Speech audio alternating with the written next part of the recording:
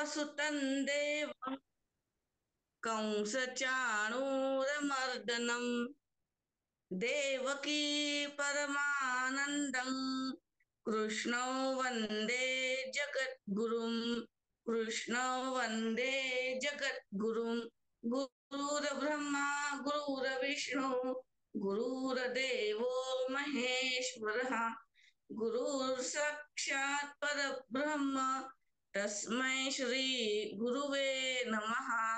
अलंकापुरी पुण्यभूमी पवित्र तिथे नांदतो ज्ञान राजा सुपात्र तया आठविता महापुण्य राशी नमस्कार माझा श्री ज्ञानेश्वरासी। गोपाळ कृष्ण भगवान की जय। ते कुठून घ्यायचंय 58 की 59? हा 58 पर्यंत झालं ताई. 5वा श्लोक म्हणजे 59 मूवी पासून घ्यायचं आपल्याला. एक मिनिट पाहते.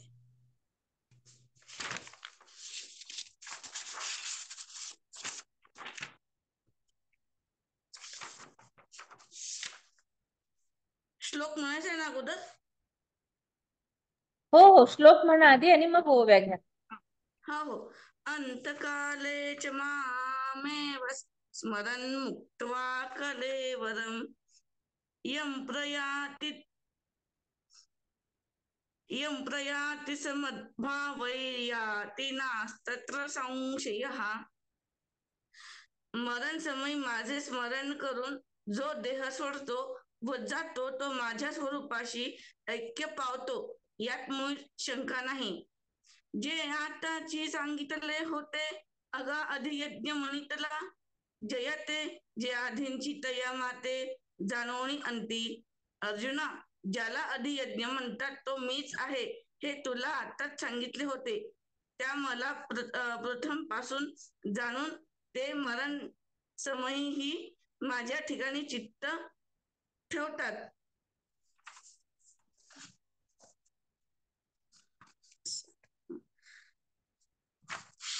ते देह झोळ ऐसे मानुनी ठेले आपण होऊनी जैसा मठ गगना भरुनी गगना चिनी असे. त्या ये प्रतीची माझ घरी तया निश्चयाची वरी आली म्हणून बाहेरी नव्हेची से.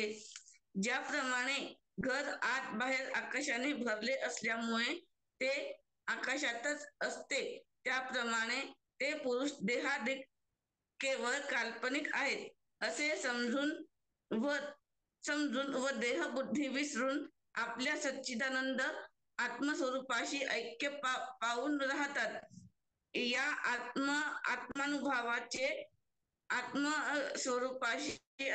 आत्मानुभावाचे माझघरातच त्या दृढ निश्चयाची खोली असल्यामुळे त्यांना बाहेरच्या देहादिकांचे स्मरण होत नाही. ऐसे सबाह्य ऐक्य संचले मीची होऊनी असता रचिले. बाहेरी भूतांची पांचही खवळे नेणतांची पडिली. आता उभेपण नाही जयाचे मापडिली या गण कवण तयाचे. म्हणून प्रीतीची पोटीचे पाणी न हाले. ते ऐक्याची आहे बोटली की नित्यतेची या हृदय घातली.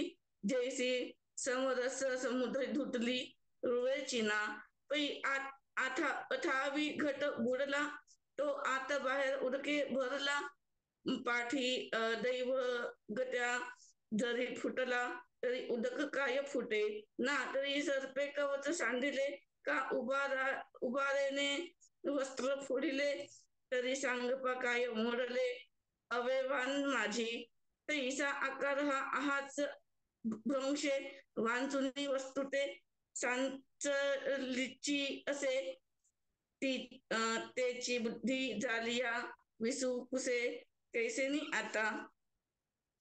अशा रीतीने आत बाहेर आत्मस्वरूपाशी ऐक्य ऐक्य होऊन ते मीच होऊन राहिले असता बाहेर देहरूपाने रचलेल्या पंचभूतांच्या खपल्या त्यांना समजताच समजताच पडतात. आता ज्यांना देह उभा असतात त्याचे उभे पण समजत नव्हते. मग तो पडला असता त्यांना त्याचे काय दुःख वाटणार आहे. म्हणून त्यांच्या अद्वैत अनुभवात यत्किंचित देखील केव्हाही बिघाड होत नाही. त्याची ती प्रतिती जणू काय ऐक्याच्या रसाची ओतली असते किंवा नित्यतेच्या हृदयात ती घातली असते किंवा जशी काही समरसरूपी समुद्रात धुतली असते. म्हणून ती कधी मळत नाही. अथांग पाण्यात घट्ट बुडाला असता तो आत बाहेर पाण्यानेच भरला असतो. नंतर जरी दैववशात आता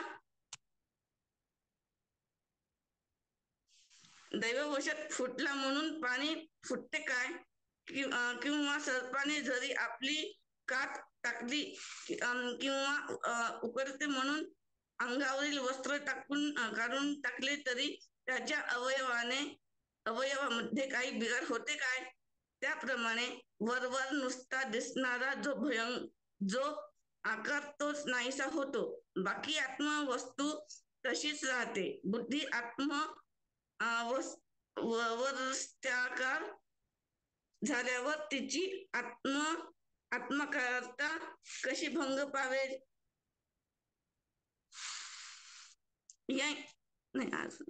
म्हणून यापरी अंतकाळी जाणत साते जे मोकळीती देहाते ते मीची होती. म्हणून याप्रमाणे मरण समयी मला जाणून जे माझे स्मरण ठेवतात व देह सोडतात ते मद्रूप होतात. स्मरण भावन त्यजत्यन्ते कलेवरम तंतमेवैति कौन्तेय सदा तद्भाव भावितः तस्मात् सर्वेषु कालेषु मामनुस्मरयुध्य च मय्यर्पितमनो बुद्धिर्मामे वैश्यस्य संशयम्. अर्जुना, जो मनुष्य ज्या वस्तूचे अखंड चिंतन करतो व ज्या वस्तूच्या अखंड चिंतनाने ध्यान घडल्यामुळे मरण समयी ज्या वस्तूचे चिंतन करीतच देह सोडतो त्या वस्तूला प्राप्त होतो. म्हणून सदा सर्वदा माझे स्मरण असू दे व युद्ध कर. अशा रीतीने तुझी मनबुद्धी माझे ठिकाणी अर्पण झाली म्हणजे तू मला खात्रीने प्राप्त होशील. एरवी तरी साधारण पुरी आदरिलिया मरण जो आठवू धरी अंतःकरण तेची होईजे. जैसा कवण एक काकुळती पाहता पवनगती दुपावली अवचिती कुहा माझी पडिलिया. आता तया पडन या आदवते पडन चुकवया परवते नाही म्हणून तेथे पडावेची पडे. तेवी मृत्यूचे हिनी अवसरे एके जे येऊनी जीव समोर ठाके ते होणे मग न चुके भलता या परी. आणि जगता असिजे जव असिजे तव जेणे ध्याने भावना भाविजे डोळा लागत खेवो देखिजे तेची स्वप्नी. तेवी जितेनी अवसरे जे आवडोनी जीवे उरे तेची मरणाची ये मुरे फारहो लागे. आणि मरणी जया जे आठवे तो तेची गती ते पावे. म्हणून सदा स्मरावे मातेची तुवा. एरवी साधारणपणे पाहता असे दिसते की मरणकाल प्राप्त झाला असता मनुष्याच्या मनात ज्या वस्तूचे स्मरण असते त्या वस्तूला तो प्राप्त होतो. ज्याप्रमाणे एखादा पुरुष अत्यंत भयभीत होऊन प्राण वाचवण्याकरिता वायूच्या वेगाने पळू लागला असता 2 पावलांवरच अकस्मात विहिरीत पडला. आता त्याला विहिरीत पडण्यापूर्वी विहिरीत पडणे चुकण्याकरता अवसरच नसल्यामुळे पडणे भागच होते. त्याप्रमाणे मरणाच्या वेळी जे काही आपल्या मनात येते ते होणे ते काही केले तरी चुकत नाही. आणि मनुष्य जोपर्यंत जागा आहे तोपर्यंत ज्या वस्तूचे ध्यान करीत असतो तीच वस्तू डोळा लागल्याबरोबर स्वप्नात तो पाहतो. त्याप्रमाणे जोपर्यंत आपण जिवंत आहोत तोपर्यंत ज्या आवडत्या वस्तूचे मनात ध्यान असते त्याच वस्तूचे मरणाच्या वेळी जास्त ध्यान लागते. आणि मरणाच्या वेळी ज्याला जे आठवते त्याच वस्तूला प्राप्त होतो. म्हणून अर्जुना, सदा सर्वदा तू माझे स्मरण कर. डोळा जे देखावे का कानी हन ऐकावे, मनी जे भावावे बोलावे वाचे, ते अंत बाहेरी आघवे, मीची करुणी घालावे, मग सर्वी काही शोभावे मीची आहे. अर्जुना ऐसे जहालिया मगन मरीजे देह गेलिया, महासंग्राम केलिया भय काय तुझ, तू मन बुद्धी संचेसी, जरी माझिया स्वरूपी अर्पिसी, तरी मातेची गा पावसी, हे माझी भाक हेची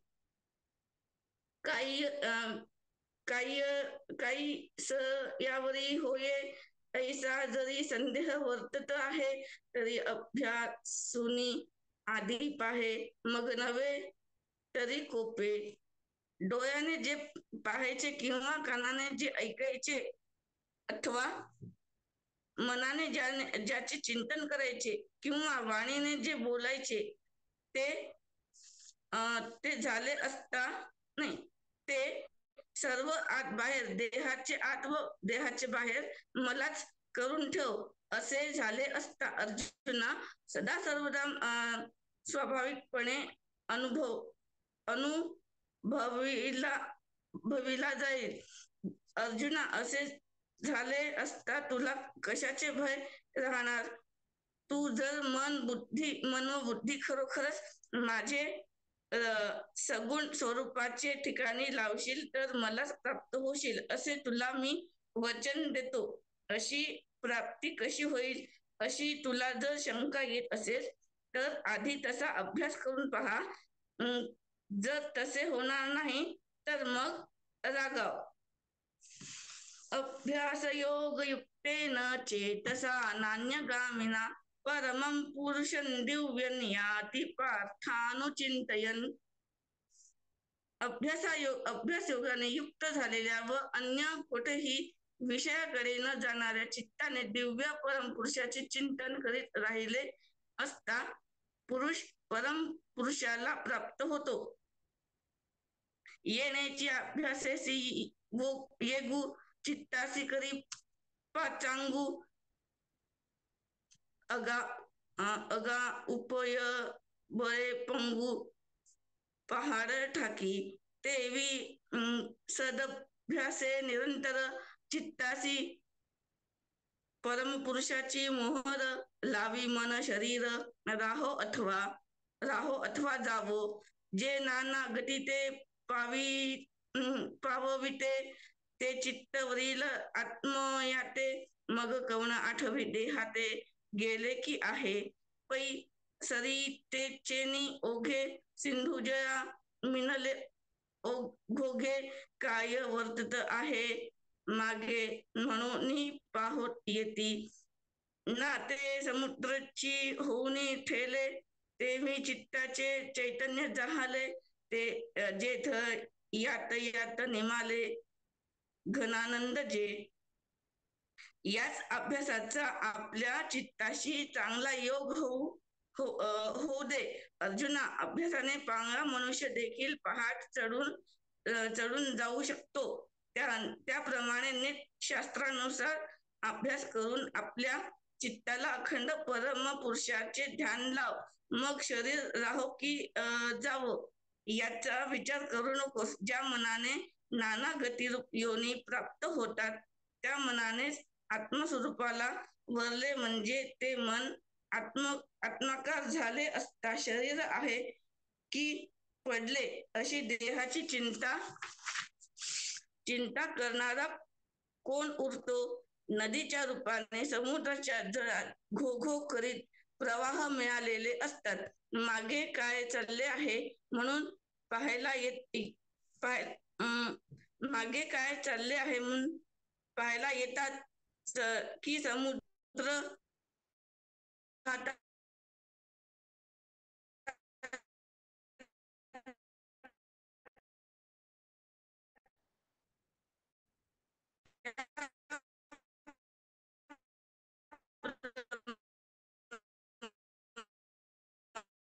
चित्तपणाची यातायात मुळीच राहत नाही. कवी पुराण मनुष्या सितारम अणोरणीयां समनुस्मरेद्य सर्वस्य धातारम चिंत्य रूपम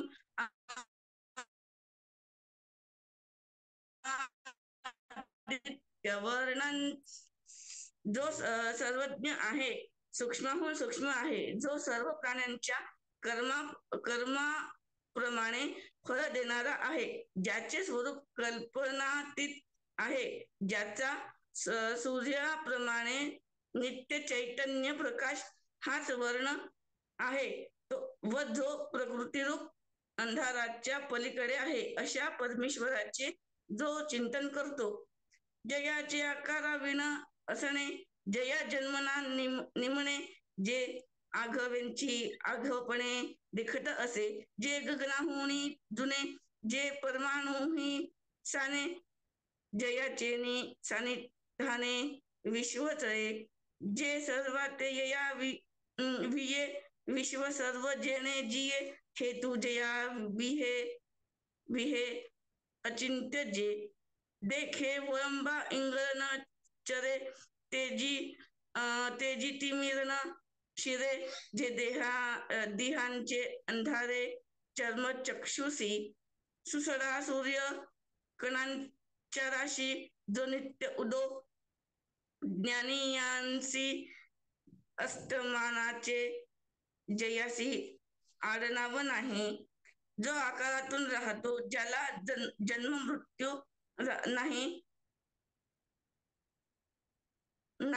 जो सर्व व्यापक असल्यामुळे सर्व जाणतो, जो आकाशातून पुरातन आहे, जो परमाणुहूनही सूक्ष्म आहे व ज्याच्या सानिध्यामुळे जगाचे व्यापार होतात, ज्यापासून सर्व जग उत्पन्न होते, ज्याच्या योगाने विश्व भासते किंवा ज्याच्या योगाने जगाचे अस्तित्व भासते, जे मनाच्या कल्पनेत येत नसून अनुमानादी तर्क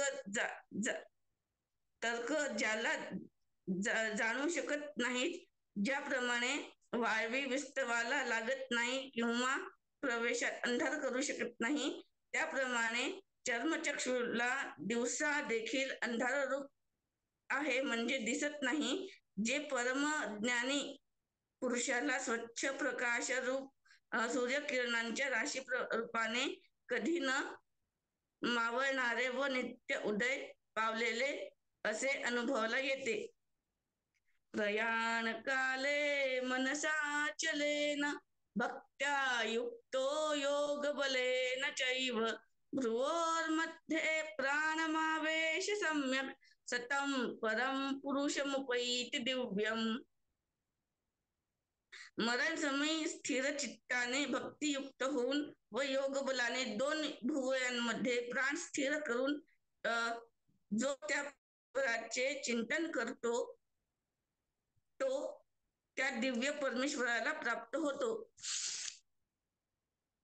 तया अव्यंग वाणेया ब्रह्माते प्रयाणकाले प्राप्ते, जो स्थिरावले चित्ते जाणोनी स्मरे, बाहेर पद्मासन रचुनी उत्तराभिमुखी बैसुनी जीवी सुखी सुखसुनी कर्मयोगाची आणतू मिनलेनी मनोधर्मे स्वरूप प्राप्तीचेनी प्रेमे आपे आप संभ्रमे मिळावया आकलेनी योगे मध्यमा मार्गे अग्निस्थात नवनी निगे ब्रह्मरंध्रा तेथ अचेत चित्ताचा सांगात आहाच वाणा दिसे मांडत जेथ प्राण गगनांत संचरे का परी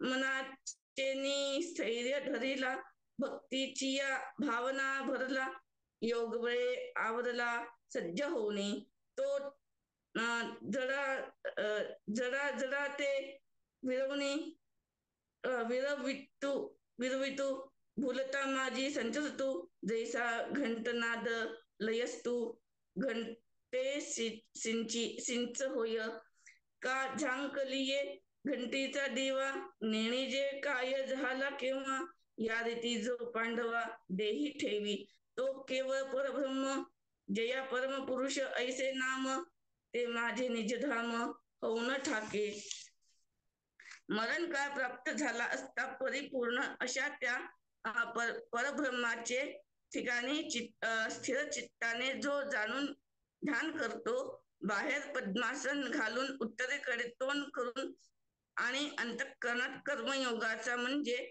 क्रियायोगाने परमेश्वर प्राप्ती होतो आनंद हा आनंद मानून व सर्व व्यापार एकवटलेल्या मनोधर्माने व स्वरूप प्राप्ती व्हावी या प्रेमाने आपोआप मिळण्याच्या लगबगीने प्राप्त करून घेतलेल्या योगाभ्यासाच्या सहाय्याने सुषुम्ना नाडीद्वारे ब्रह्मरंध्राला जाणण्याकरिता आधार चक्रापासून निघतो जेथे मग प्राणवायू आकाशात प्रवेश करतो तेथे जड चेतनाचा संबंध वरवरच म्हणजे कल्पना मात्र आहे असे करून येते पण तो प्राण मनाचे धैर्याने धरला असल्यामुळे भक्तीच्या भावनेने भरला असल्यामुळे तो योगबलाने आवरला जाऊन पुढे जायला सज्ज असल्यामुळे तो प्राण जड व चेतन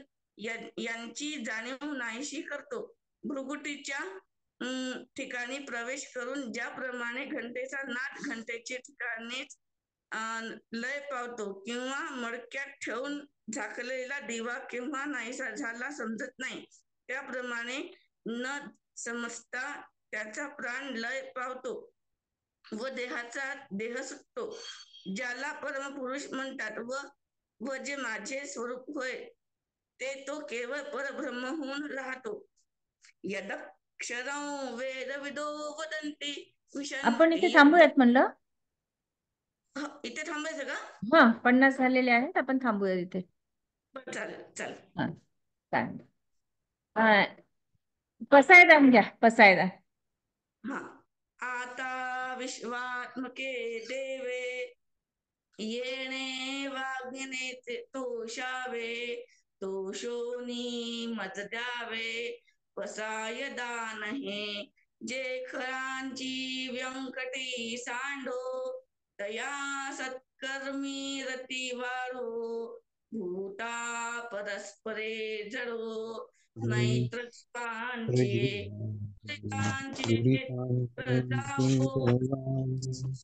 धर्म सूर्य ते पाहो तो जे वांछिल तो ते लाभो आणि जात वर्षत सकळ मंडळी ईश्वर निष्ठांची मांडियाळी भूमंडळी कल्पतरूंचे आरव चेतना चिंतामणीचे गाव बोलते जे अर्णव लांछन मार्तंड जे तापहीन ते सर्वाही सदा सज्जन होतो पूर्ण होऊन ती लोके लोकी भजी जो आदि पुरुषी अखंडित आणि ग्रंथोपजीविये विशेषी लोकी ये दृष्ट विजये होवावे एक म्हणे श्री विश्वेश्वरा हो हा होईल तो दान पसावो येणे वरी ज्ञान देवो सुखिया झाली सुखिया झाला झाला.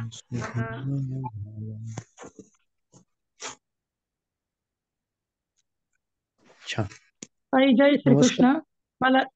मला ते प्रवचन पुढचं ऐकायला नाही मिळत, रिजॉईन होता येत नाही, मग होत नाही माझ्या आली. हा मी नाही, दुसऱ्याच्या आपण लिंकवर कोणाच तरी लिंकवर आहे ना, मग मला जॉईन करून घ्यावं लागेल ग्रुपमध्ये. हो हो ताई. चालेल. जय श्रीकृष्ण. हा जय श्रीकृष्ण. ताई, आपलं वाचन खूप छान झालं. आपण छान हळूहळू आणि सुंदर वाचन केलं आज. आज Thank you. आपण मी खूप झालं हा practice आज करत. हो हो हो छान छान छानच झालं. आज आपण Thank you. खूप असे महत्वाचे असे ओव्या पाहिल्या आहेत. म्हणजे पहा, म्हणजे माऊली मुख्यतः इथे काय सांगतात की जिवंतपणी हे जे काही शरीर आहे त्या शरीरामध्ये आत्मा वास करतो आहे आणि आणि हे शरीर जेव्हा पडेल म्हणजे नष्ट होईल तेव्हा नक्की काय होईल. आता हे शरीर नष्ट होताना जर का आपण परमेश्वराच्या चिंतनामध्ये राहू तर आपल्याला परमेश्वराचीच प्राप्ती होईल असं म्हटलेलं आहे.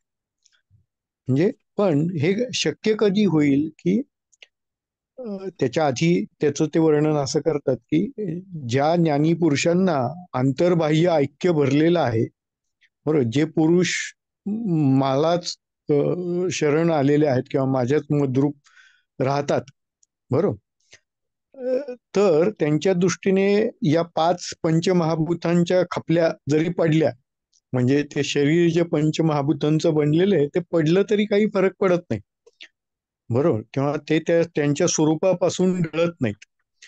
किंवा त्याचं सुंदर उदाहरण असं दिलंय की जे ऐक्य रूपाने माझ्याबरोबर एकतेत आहेत, म्हणजे समुद्राला मिळालेले आहेत, त्या समुद्रामध्ये मिळाल्यानंतर त्यातून ते परत येणं शक्य नाही. किंवा पुढचं उदाहरण जे आहे की घट, हे म्हणजे सुंदरच उदाहरण आहे. म्हणजे मातीचा घट घेतला, तो पाण्यात बुडवला तर त्याच्या आतमध्ये पण पाणी आहे आणि बाहेर पण पाणी आहे. आता तो पाण्यात असताना तो घट जर का फुटला तर तो पाणीच होऊन, म्हणजे तो पाण्यातच विरघळून जाईल, बरं, म्हणजे तो पाणीच होऊन जाईल. तसंच त्या ज्ञानी भक्ताचा आहे की ज्याने जो ईश्वरमय झालेला आहे, जो ब्रह्ममय झालेला आहे, त्यांनी स्वतःचा देह जरी ठेवला तरी तो शेवटी ईश्वरातच जाऊन मिळणार आहे. परंतु एक महत्वाची गोष्ट इथे सांगण्यासारखी अशी असते की अंतकाळी परमेश्वराचं नाव येईल आणि आपसुकच ते येईल, आणि असं कधी होत नाही. कारण आपण आयुष्यभर ज्या वासना सांभाळून जगत असतो किंवा आपण ज्याचा ध्यास घेतलेला असतो आणि ज्या जिवंतपणी आपल्या मनामध्ये वारंवार आपल्या अंतःकरणात आपण आवडीने जोपासलेल्या असतात, त्याच वासना प्रबळ होतात म्हणजे मरते क्षणी सुद्धा किंवा मरणसमयी सुद्धा. आणि त्यामुळे सर्व संत आपल्याला हे सांगतात की अखंड आयुष्यभर नामस्मरण करा. का तर ती एक प्रकारची मनाला सवय होते आणि मग तसं झाल्यामुळे मरणसमयी सुद्धा परमेश्वराचंच नाव आपल्या डोळ्यांसमोर किंवा आपल्या चित्तासमोर किंवा आपल्या कानांना ऐकू येतं. आणि वाणीने सुद्धा आपल्याला तेच बोललं जातं. म्हणजे मरताना सुद्धा राम राम राम राम राम राम म्हटलं जाईल, बरोबर. पहा, म्हणजे आपल्याकडे मरणकाळी देखील किंवा मरण झाल्यावर सुद्धा श्रीराम जय राम असं का म्हणतात, तर शेवटी परमेश्वराचं स्मरण त्या क्षणाला त्या काळी होणं हे खूपच गरजेचं आहे आणि तरच तो ज्ञानी भक्त त्याच्यामध्ये जाऊन मिळेल असं म्हटलेलं आहे. आता पहा, म्हणजे की त्याच्या पुढे म्हणजे देह जरी नाहीसा झाला, बरोबर, तर म्हणजे हा महाभूतांचा देह आहे, तेव्हा अर्जुना तू जरी लढाईत मारला गेलास तरी काही फरक पडत नाही, कारण तू मत्स्वरूप आहेस, म्हणजे तू माझ्यामध्ये शरण आलेला आहेस, असं भगवंत सांगत येत. मग अशा स्थितीमध्ये आणि अशी स्थिती प्राप्त व्हावी म्हणून काय करायचं, तर अगोदर तू अभ्यास कर. म्हणजे त्या स्थितीला स्वतःच्या अंतरंगामध्ये बाणव. म्हणजे त्या अभ्यासाला चित्ताची सांगड घाल, त्याला प्रयत्नांचा पांगुळा दे. म्हणजे प्रयत्नांच्या बळावर तो हा पर्वत चढून जा. बरोबर. आणि निरंतर अभ्यास करीत राहा आणि निरंतर चित्तामध्ये परमपुरुषाचं ध्यान लाव आणि त्या शरीरापासून वेगळा हो. म्हणजे मनाने त्या शरीराला वेगळा समज किंवा ते पंचमहाभूतात्मक समज, असं आपल्याला परमेश्वर किंवा माऊली सांगत आहेत. किंवा अजून सुंदर उदाहरण त्याच्या पुढे ते देतात की म्हणजे नदीचा ओघ जेव्हा घोघो करी समुद्रात मिळेल तेव्हा पाठीमागं काय झालं याचा काय विचार करायचा. बरं. मग तसंच ज्ञानी भक्त जेव्हा चिद्रूप झालेला आहे आणि जन्ममरणाने फक्त त्याचा देह क्षीण झालेला आहे, पण त्याच्यामध्ये चैतन्य रस जो आहे तो एक रस आनंद रूपाने वाहिलेला आहे. पण हे परमेश्वर तत्व कसं आहे, ते आकाशाहून पुरातन आहे आणि परमाणुहून सुद्धा लहान आहे. म्हणजे खूपच असं आहे आणि ते त्या विश्वामध्ये सामावलेलं आहे आणि त्याच्यापासूनच सर्व प्रसवतं. म्हणजे त्याच्यापासूनच सर्व घडतं आणि त्याच्या योगाने सर्व चालतं. हे तर्काने आपण जाणणं खूप गरजेचं आहे. आणि जसं विस्तवामध्ये गेल्यावर वाळवी टिकत नाही, म्हणजे विस्तवात जशी वाळवी राहणार नाही, तसं स्वस्वरूप प्रकाशात गेल्यानंतर अज्ञानरूपी अंधकार निघून जाईल आणि स्थूल दृष्टीला फक्त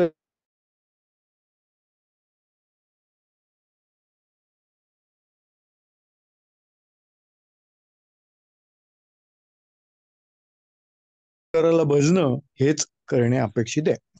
मग आता योगी देह कसा ठेवतो याची प्रत्यक्ष अनेक उदाहरणं देता येतील. म्हणजे महाराजांच्या तिथे महाराजांचे गोंदवलेकर महाराजांचे एक शिष्य होते, योग आमरण केलं.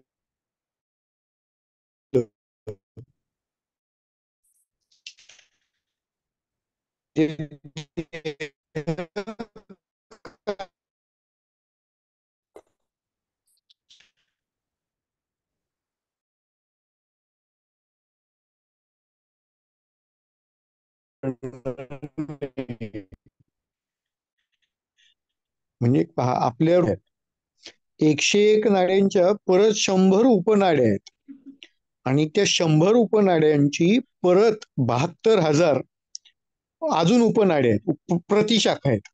बरोबर. आणि असं वर्णन उपनिषदात आहे. म्हणजे आजकालचं मॉडर्न सायन्स जरी बघितलं तरी हृदयाचं इतकं डिटेल वर्णन मिळत नाही. आणि त्याच्यामध्ये सुषुप्ना नाडी आहे आणि सुषुप्ना नाडी वर जाणारी आहे, असं मला वाटतं मी काल पण सांगितलं होतं. तर त्या नाडीचा उपयोग करून म्हणजे प्राण वर जातो.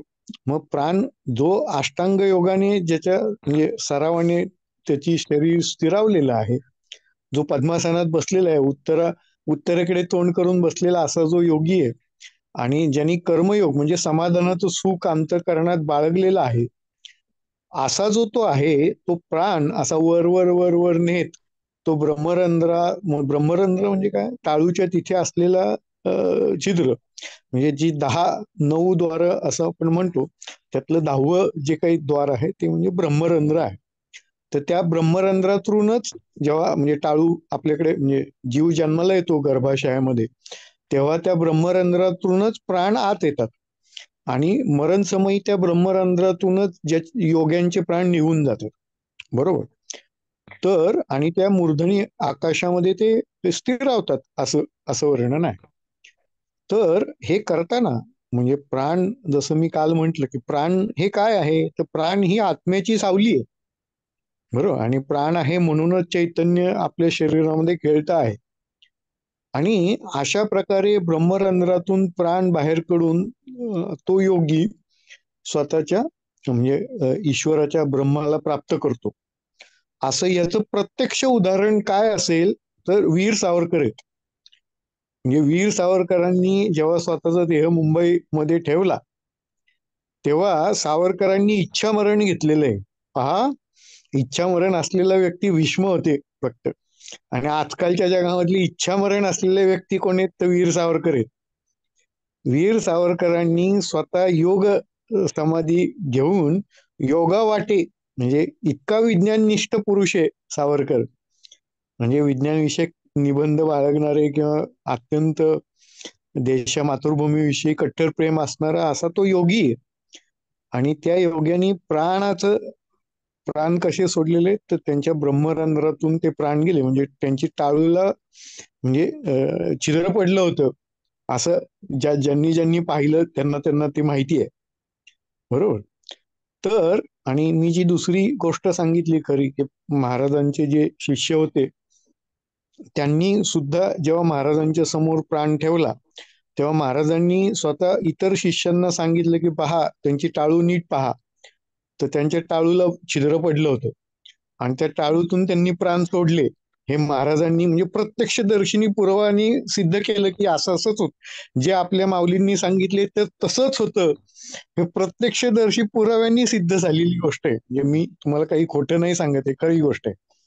बरोबर. म्हणजे अशा प्रकारे योग बलाच्या सामर्थ्याने तो ज्ञानी पुरुष स्वतःच देह ठेवतो, असं ते वर्णन आहे.